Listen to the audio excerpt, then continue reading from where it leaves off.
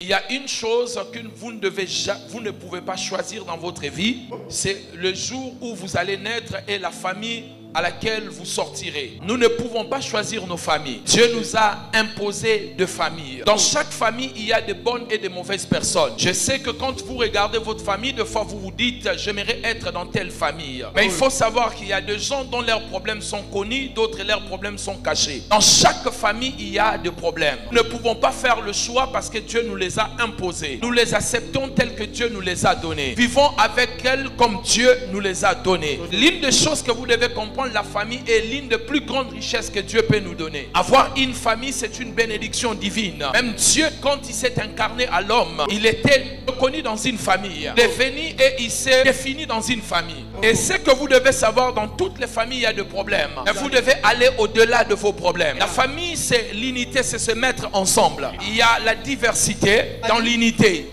L'unité, ce n'est pas l'unanimité. Nous allons parler le même langage. On peut être unis, mais ne pas être unanime. C'est un peu ça la famille. Parce que nous avons, chacun de nous a ses valeurs et ses anti-valeurs. Nous ne voyons pas les choses de la même manière parce que nous n'avons pas le même paradigme. Mais nous faisons un effort d'être dans l'unité et dans la diversité. Mes bien-aimés, et cette famille, elle s'étend même au niveau de l'église. L'église est une famille. Dieu a rassemblé des familles pour le mettre ensemble. Et dans chaque famille, là où il y a les gens colportent, où les gens rouspètent, créent toujours des problèmes. La famille, c'est là où il y a l'amour, il y a la sincérité, il y a le pardon.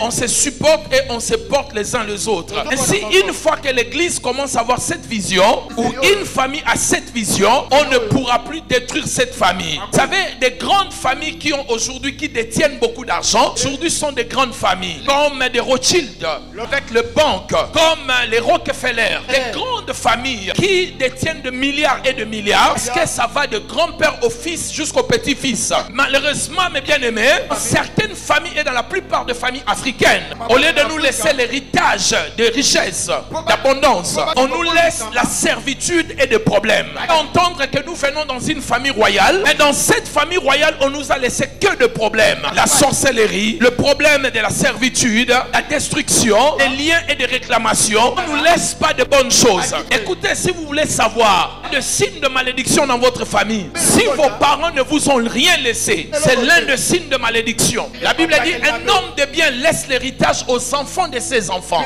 Ainsi, mes bien-aimés dans le Seigneur, dans chaque famille, il y a au moins un pharaon. Le pharaon est comme l'homme fort de la famille. C'est lui qui tient la porte de la famille. C'est lui qui décide sur la famille, qui décide sur le sort des uns et des autres. C'est lui qui décide qui va réussir dans cette famille et qui ne va pas réussir. C'est lui qui livre les garçons et libère des femmes. C'est lui qui fait que les hommes étudient, mais qui n'arrivent pas à trouver un travail parce qu'ils sont dans la servitude. Celui qui fait que le fils soit belle mais elle ne se marie pas parce que le mariage a été vendu. C'est l'esprit de Pharaon.